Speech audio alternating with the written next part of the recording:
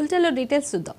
అధికార విపక్షాల మధ్య జలయుద్ధానికి అసెంబ్లీ వేదిక కానుంది. అధికార పక్షం కాళేశ్వరం ప్రాజెక్టుపై పవర్ పాయింట్ ప్రెజెంటేషన్ ఇవ్వనుంది. ఇందుకోసం అసెంబ్లీలో 2 LED స్క్రీన్లను ఏర్పాటు చేసింది. అటు మేడిగడ్డ ప్రాజెక్టుపై పవర్ పాయింట్ ప్రెజెంటేషన్కు తమకు అవకాశం ఇవ్వాలని బీఆర్ఎస్ కోరింది. అయితే బీఆర్ఎస్కు అవకాశం ఇవ్వడం కుదరదని స్పీకర్ స్పష్టం చేశారు.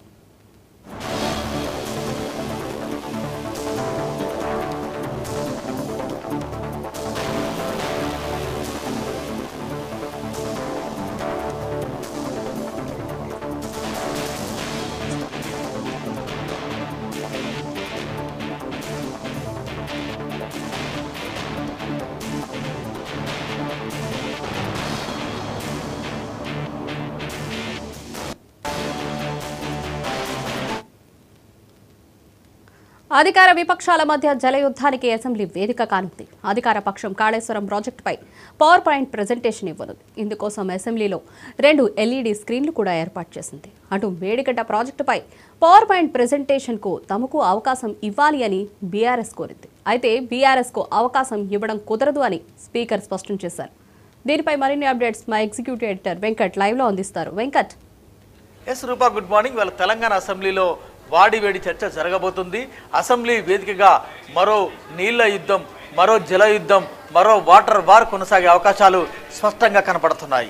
ఎందుకంటే కాళేశ్వరం ఇష్యూలో, కాళేశ్వరం ప్రాజెక్టులో భాగంగా మేడిగడ్డ కుంగిందని అన్నారం, అదేవిధంగా సుందిల్ల ప్రాజెక్టులో కూడా పగుళ్ళు వచ్చాయని కొన్ని ఆరోపణలు, విజిలెన్స్ నివేదిక నేపథ్యంలో అసలు కాళేశ్వరం మీద ఏం జరుగుతోంది, కాళేశ్వరం ప్రాజెక్టు వయబులా కాదా అన్నది గతంలో ఇరిగేషన్ శాఖ మంత్రి, అదేవిధంగా రాష్ట్ర ముఖ్యమంత్రి రేవంత్ రెడ్డి తెలంగాణ అసెంబ్లీ వేదికగా చెప్పినప్పటికీ నిన్న కూడా కాంగ్రెస్ ఎమ్మెల్యేలను కూడా కొంత తర్ఫీదు ఇచ్చారు.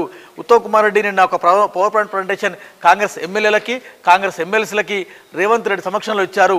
సో ఇవాళ మరొక పవర్ పాయింట్ ప్రజెంటేషన్ తెలంగాణ ప్రభుత్వం ఇవ్వబోతుంది. అసెంబ్లీ సెషన్స్లో భాగంగా ఇవాళ అసెంబ్లీ సమావేశం నాకు తెలిసి చివరి రోజు అనుకుంటాను. ఈ రోజు తెలంగాణ అసెంబ్లీ అన్ని కాంగ్రెస్తో పాటు బీఆర్ఎస్, ఎంఐఎం, సిపిఐ సభ్యులకి టోటల్గా కాళేశ్వరం మీద పూర్తి స్థాయిలో పవర్ పాయింట్ ప్రజెంటేషన్ ఇచ్చే అవకాశాలు స్పష్టంగా కనబడుతున్నాయి. ఇందుకోసం అసెంబ్లీలో 2 LED స్క్రీన్లు ఏర్పాటు చేశారు. కాళేశ్వరం ప్రాజెక్టు ఎందుకోసం నిర్మించారు, కాళేశ్వరం ప్రాజెక్టు వయబులా కాదా, మేడిగడ్డ ప్రాజెక్టు ఎలా కుంగింది, ఎలా సుందిల్లా అదేవిధంగా అన్నారం ప్రాజెక్టులకు కూడా ఎలా పగులు వస్తున్నాయన్నది కొన్ని విజువల్స్, కొన్ని వీడియోస్తో సహా అంతేకాకుండా మేడిగడ్డపై ఇటీవలే విజిలెన్స్ నివేదిక కూడా వచ్చింది. ఆ నివేదిక ఆధారంగా ఇక్కడ ఈ ప్రాజెక్టు లోటుపాట్లు అని ఎంటైర్ తెలంగాణ సమాజానికి చెప్పే ప్రయత్నం చేస్తుంది కాంగ్రెస్ ప్రభుత్వం తెలంగాణ అసెంబ్లీ వేదికగా.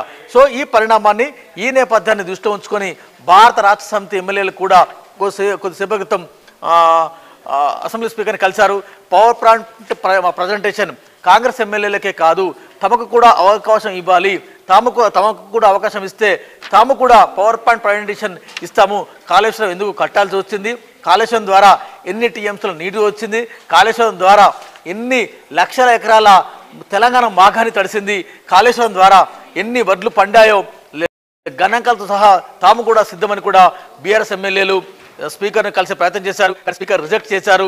కేవలం రాష్ట్ర ముఖ్యమంత్రి, అదేవిధంగా తెలంగాణ నీటిపారుదల శాఖ మంత్రి ఉత్తమ్ కుమార్ రెడ్డి వీరిద్దరు మాత్రమే ఈ పవర్ పాయింట్ ప్రజెంటేషన్ ఇస్తారు. Entire Congress, BRS, MIM and BJP, CPI వీరందరూ కూడా డెఫినెట్గా ఆలోచించాల్సిందే, వినాల్సిందేనని స్పీకర్ కొద్దిసేపటి క్రితం కూడా హుకుం జారీ చేశారు. సో దాదాపు 3 గంటల నుంచి 4 గంటల పాయింట్ మరి కాసేపట్లో 3 గంటల నుంచి 4 గంటల పాటు మరి కాసేపట్లో పవర్ పాయింట్ ప్రజెంటేషన్ తెలంగాణ ప్రభుత్వం ఇవ్వబోతుంది. ఆ అనంతరం ఓటాన్ అకౌంట్పై వీళ్ళ బడ్జెట్లో చర్చ. కానీ ఒక కీలకమైన పరిణామం ఏంటంటే ఓటాన్ అకౌంట్ మొన్న ప్రవేశపెట్టారు, కానీ చర్చ జరగలేదు. ఆ చర్చ ఇవాళ ఉండే, కానీ తెలంగాణ ఇరిగేషన్ అంశం, తెలంగాణ నీటిపారుదల అంశం ఇవాళ ఎజెండాలో లేకపోయినప్పటికీ కూడా పవర్ పాయింట్ ప్రజెంటేషన్ అనంతరం చేశారు. ముఖ్యంగా అయితే తెలంగాణ ఎమ్మెల్యేలందరినీ కూడా ఇన్వైట్ చేసిన నేపథ్యంలో బీఆర్ఎస్ కూడా ఇన్విటేషన్ వచ్చింది, బీజేపీ ఇన్విటేషన్ వచ్చింది, ఎంఐఎంకి వచ్చింది, సిపిఐకి వచ్చింది. సో వీరంతా కూడా పోరాన్న చర్చ లేస్తున్న క్రమంలో తాము ఎట్టి పరిస్థితుల్లో మేము మీతో కలిసి రాము, మేము సెపరేట్గా వెళ్తాము, ఎందుకంటే కాళేశ్వరం మీద మేము కూడా ఇదే జనాన్ని తీసుకుపోయి కొంత వివరణ ఇచ్చే ప్రయత్నం చేస్తాము, డెఫినెట్గా తెలంగాణ ప్రభుత్వంతో కానీ కాంగ్రెస్ ఎమ్మెల్యేలతో కానీ కాంగ్రెస్ ఎమ్మెల్యేలతో కానీ మేము రామని అటు బీజేపీ తేల్చెప్పింది, మరోపక్క బీఆర్ఎస్ కూడా తేల్చెప్పింది. సో ఈ లెక్కన బీజేపీ బీఆర్ఎస్ ఈ ఇద్దరు సభ్యులు కూడా, రెండు పార్టీలకు సంబంధించిన సభ్యులు కూడా గైర్హాజరు అవుతున్నారు. కాబట్టి కాంగ్రెస్, ఎంఐఎం, అదేవిధంగా సిపిఐ ఈ ముగ్గురు పార్టీల నేతలు రేపు మేడిగడ్డకు వెళ్ళబోతున్నారు. రాష్ట్ర ముఖ్యమంత్రి రేవంత్ రెడ్డి నేతృత్వంలో ప్రత్యేక బస్సుల ద్వారా అక్కడికి వెళ్తున్నారు. రాజకీయ నేతలు అంటే ఎమ్మెల్యేలు, ఎమ్మెల్సీలు, స్థానిక కొంతమంది ఆ ప్రాంతంలో ఉన్న స్థానిక సంస్థల ప్రజాప్రతినిధులు, కార్పొరేషన్ చైర్మన్లు, తర్వాత కాళేశ్వరం ప్రాజెక్టు ఎవరైతే నిర్మించారో కాంట్రాక్టింగ్ ఏజెన్సీలు, విజిలెన్స్ అధికారుల బృందం, తర్వాత నీటిపారుదల శాఖ అధికారుల బృందం, టోటల్గా ఆఫీసర్స్ బృందం, పొలిటీషియన్స్ అందరూ కూడా రేపు కాళేశ్వరం వెళ్ళి విజిట్ చేయబోతున్నారు. అక్కడికి వెళ్ళి కూడా అంటే ఇవాళ పవర్ పాయింట్ ప్రజెంటేషన్ ఇచ్చిన అనంతరం అక్కడ కూడా క్షేత్రస్థాయిలో ఇది జరిగింది అని జనానికి చెప్పే ప్రయత్నం చేయబోతుంది రాష్ట్ర ముఖ్యమంత్రి రేవంత్ రెడ్డి సర్కార్. సో రేపు కూడా అంటే ఇవాళ రేపు 2 రోజులు నీటి యుద్ధం కొనసాగుతుంది.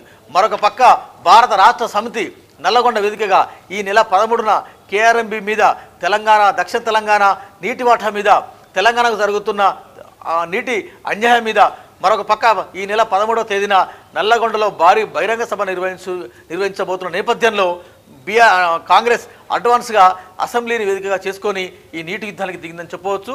సో మొత్తానికి లోక్సభ ఎన్నికల సాక్షిగా అటు బీఆర్ఎస్, ఇటు కాంగ్రెస్ నీటి యుద్ధానికి తెరలేపుతుంది. ఎవరి వ్యూహాలు వారికి ఉన్నాయి.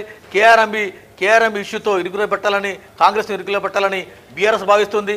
కాళేశ్వరం మకిలితో బీఆర్ఎస్ ఇరుకులో పెట్టాలని కాంగ్రెస్ ప్రభుత్వం భావిస్తుంది. సో మొత్తానికి అటు కేఆర్ఎంబి ఇష్యూ, ఇటు కాళేశ్వరం ఇష్యూ తెలంగాణలో ఒక జల జగడం అయితే తారాస్థాయికి చేరబోతుందని చెప్పాలి. Rupa. Right Venkat, thank you.